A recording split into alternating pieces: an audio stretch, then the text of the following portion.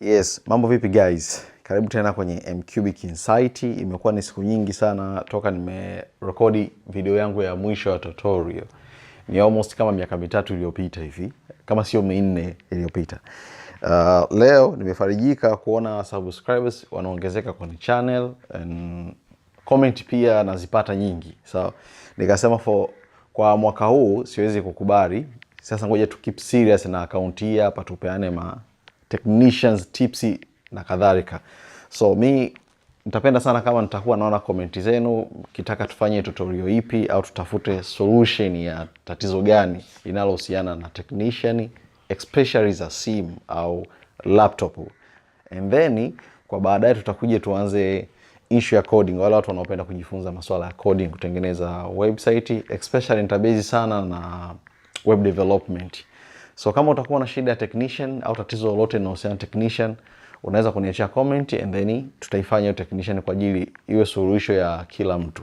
Leo nitakwenda kuonesha ni kwa namna gani ambavyo tunaweza kuifanya WhatsApp yetu iweze kuwa advanced, kwa sababu WhatsApp wamekuja na feature mbalimbali. Moja ya vitu ambavyo nitakwenda kuzungumzia leo ni vitu, cha kwanza kabisa ni namna gani ambavyo unaweza ukaweka username yako WhatsApp.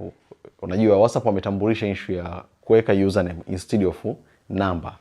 Sasa hii issue ni kwamba bado ipo kwenye progress, lakini tayari unaweza kutengeneza jina lako. Sasa ni vyema sana ukawahi kutengeneza jina lako mapema kabla ya mtu mwingine hajaliwa hilo jina, kwa sababu jina linapokuwa exist tayari hawezi kuruhusu wewe kutumia hilo jina.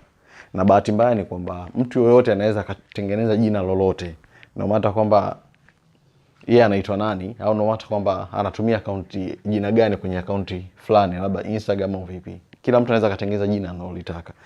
So bila kuchelewesha muda, tuenzetu. Cha kwanza kabisa utakuja kwenye WhatsApp yako, kama ni business au ni normal WhatsApp. Uta click vidoti vitatu kulia kwa juu kabisa yani. Uta click hapa, utakuja setting.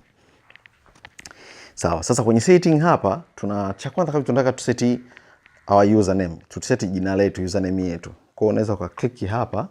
Sawa, unaweza kuona my profile. Ukija chini hapa utakuta sehemu amekuandikia username. Kwa hiyo uta click hapo username and then uta create, sivyo? Uta create username yako. Mfano kama mimi hapa naweza nikajiita Mcubic Tips. Let's say nijiite Mcubic. Kama unavyoweza kuona hapo imeshaonesha red, which means this name is already taken. Jina hili limeshachukuliwa tayari. Kwa hiyo Mcubic naweza nikasema Mcubic TZ. Sawa, iko green, maana yake ni kwamba ili jina liko available, naweza nikatumia ile jina. So nita click save. Sawa, kama unavyoweza kuona you reserved Mcubic TZ. Sasa that means ni kwamba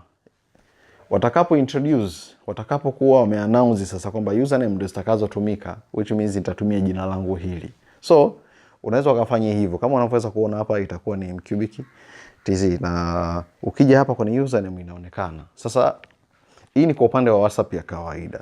Kwa WhatsApp business unaweza ukafanya the same, ni kitu kile kile. Hii ni WhatsApp business. Utakuja kama kawaida setting hapa. Ukija setting hapa kama kawaida uta click, si ndivyo? Ukiklik unakuja hapa kwenye click username, reserve username, utaandika username yako unayoitaka hapo and then utasave. Sasa unaweza ukataka labda hilo jina kulibadilisha, si ndivyo? Unaweza ukataka hilo jina kulibadilisha, labda usitumie jina hilo hilo. So ukitaka kulibadilisha hilo jina uta click hapa. Sawa? Uta click edit. Sawa? And then unaweza kudelete.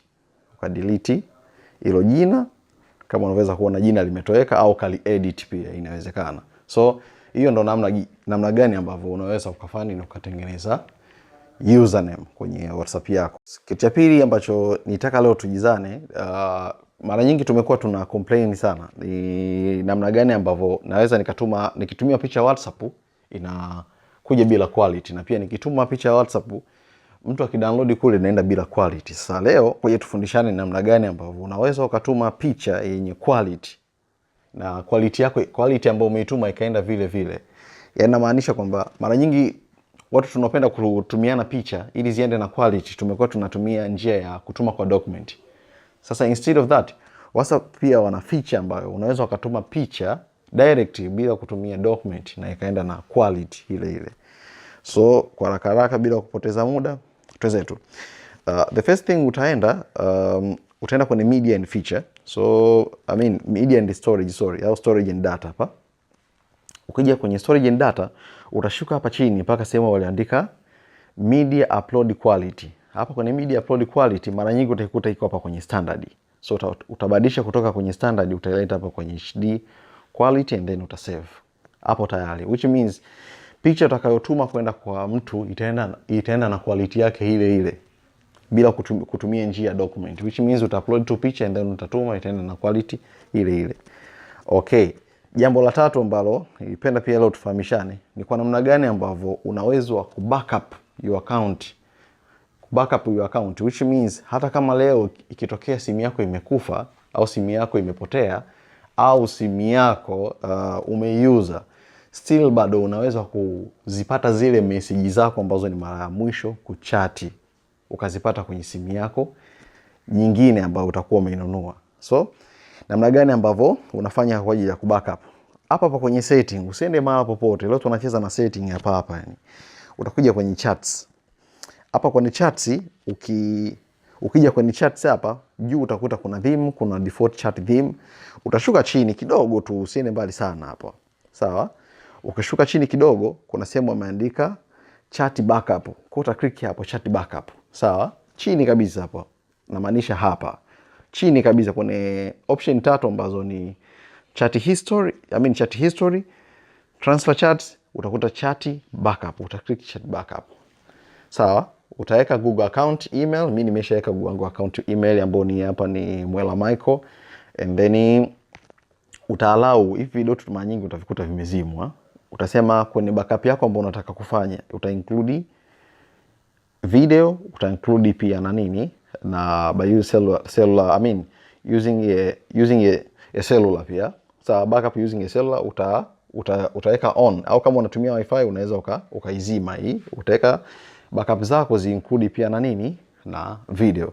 So baada ya hapo utaklik backup, na kushauri mara nyingi ukitaka kufanya backup uwe kwenye data, uwe kwenye wifi itakuwa ni bora zaidi.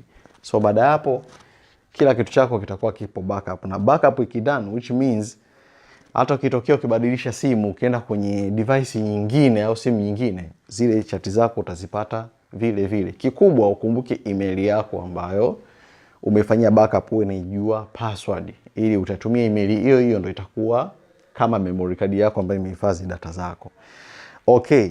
So hiyo ni namba 3. Lakini the bonus thing, yani kitu ambacho ni bonus ambacho ningependa nikuongezee leo, kama nilivyosema, WhatsApp wamekuja na feature nyingi. Umesha kufikiria kwamba imetokea umepoteza namba yako ya simu? Si ndivyo? Imetokea umepoteza namba yako ya simu, au labda hiyo line ambayo unaitumia uitaki tena kuitumia, but unataka uendelee kutumia WhatsApp yako hiyo. Inamaanisha kwamba namba ambayo unaitumia sasa hivi hutaki kuendelea kuitumia, but unahitaji zile taarifa zako uendelee kuzipata. Ushe kufikiria sasa hizo tuna retrieve vipi hizo data? Tunapata vipi hizo data, tunazihifadhi? So itakuwa next up video, upload kesho Mungu akipenda, nitatengeneza hiyo video kwa ajili yenu. So asanteni, na endelea kusubscribe kwenye Mcubic Insight. Kama umependa video hii pia unaweza ukashare kwa watu wengine, waendelee kujumuika katika familia ya Mcubic Insight, tuendelee kupeana maujuzi. Na please, kama kutakuwa kuna tatizo, kuna mara hujaelewa, au kuna video unatamani tuifanye ili tuweze kujuzana, unaweza pia kuniachia hapo kwenye comment, nitaitengeneza hiyo video kwa ajili yako. Thanks guys, and asanteni.